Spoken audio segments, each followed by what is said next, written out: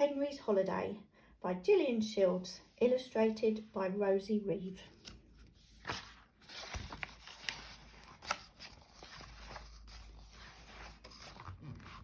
There was snow everywhere, white and smooth and slippery. All the baby penguins were having fun, sliding on the ice and diving into the water. "Come and play, Henry," they shouted. But Henry didn't want to play. He was too cold. "If you go and play, you'll soon get warm," said Mummy Penguin, wrapping a scarf round him and giving him a kiss. Henry waddled slowly across the ice to the water's edge. "Dive in, Henry," said his friend Splash the seal. "Come and play."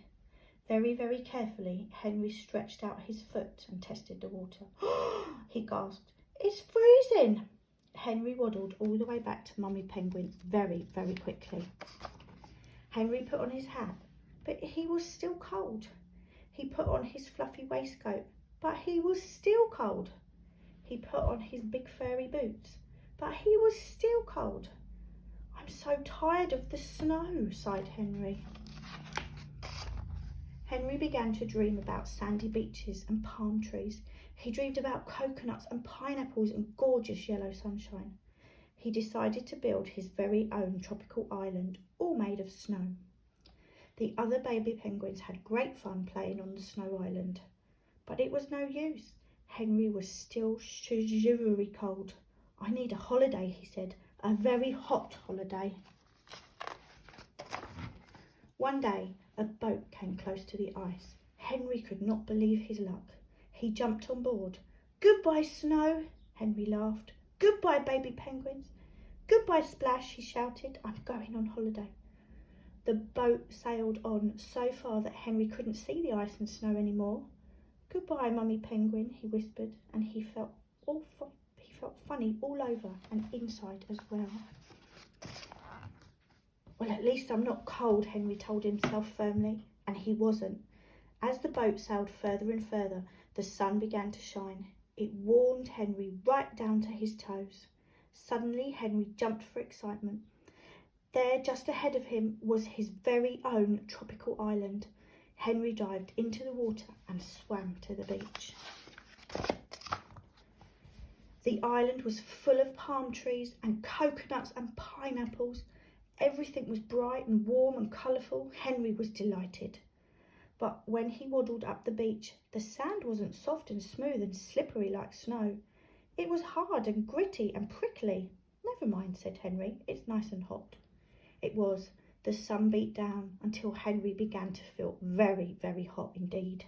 Soon Henry was a very pink penguin. "Never mind," he panted. "I'll go and have my supper. Those juicy pineapples will be delicious."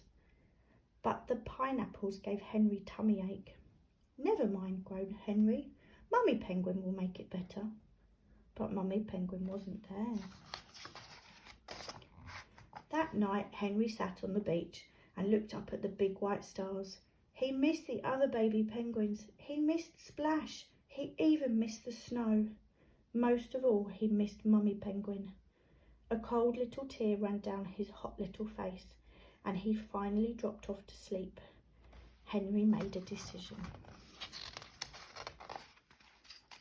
The very next day, Henry waddled back over the gritty, prickly sand and dived into the water. He swam and swam and swam until his feet ached.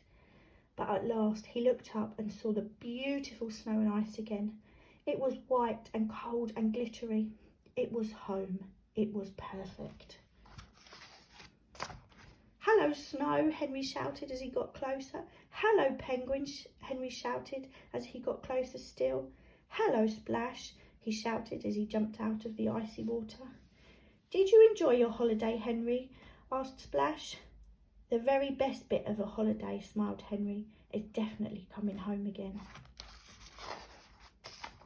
From that day on, Henry rushed out to play in the snow every morning with his friends, and he was so busy sliding and diving that he forgot all about feeling cold.